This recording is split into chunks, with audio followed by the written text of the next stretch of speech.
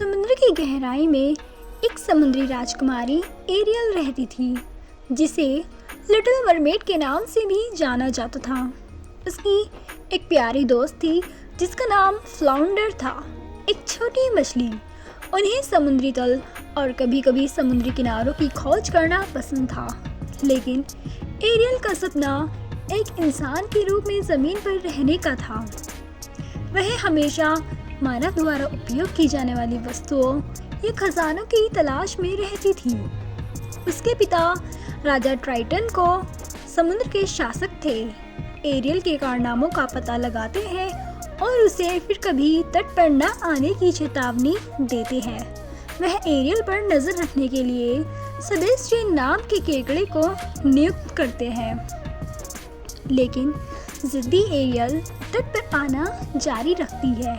एक रात एक भयानक तूफान ने एक जहाज को समुद्र में बहा दिया और एक युवक एरिक समुद्र में गिर गया। एरियल एरिक को बचाता है और उसे किनारे पर खींच लेता है। एरिक को उससे प्यार हो जाता है और बाद में पता चलता है कि एरिक एक इंसानी राजकुमार है। एरियल एरिक से दोबारा मिलने के लिए बेताब है और मदद के लिए समुद्री चुड़ैल उर्सुला के पास जाता है। समुद्री चुड़ैल एरियल पर जादू करती है, उसकी आवाज़ चुरा लेती है और उसे इंसान में बदल देती है। एरियल उर्सुला के पक्ष के पीछे छिपे उद्देश्य से अनजान है।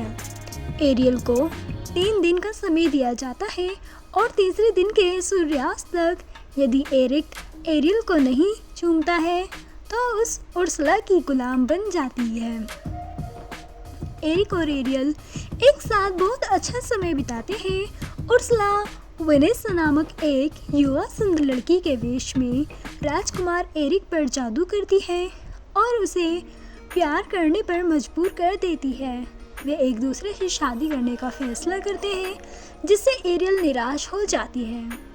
एरियल के दोस्तों को पता चलता है कि वेनेसा उर्सुला है और उसे इसके बारे में चेतावनी देते हैं।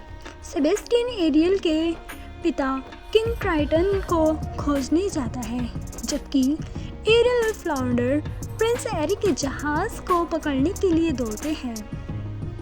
एरियल ने शादी रोक दी और दुष्ट चुड़ैल से अपनी आवाज़ वापस ले ली, लेकिन जैसे ही तीसरे दिन सूरज डूबता है, एरियल और एरिक एक दूसरे को चूम नहीं पाते हैं और वह फिर से जलपरी में बदल जाती है। एरियल को बचाने के लिए राजा ट्राइटन उर्सुला को शक्तियाँ देता है और उसका गुलाम बन जाता है। राजकुमार लड़ता है और उर्सुला का दिल चीरकर उसे नष्ट कर देता है। अब राजा ट्राइटन को अपनी शक्तियाँ पुनः प्राप्त हो गई। उनके प्यार को देखकर राजा एरियल की इच्छा पूरी कर देता है और वह इंसान बन जाती है। प्रिंस एरिक और एरियल शादी कर लेते हैं और समुद्र के किनारे एक महल में खुशी से रहने लगते हैं।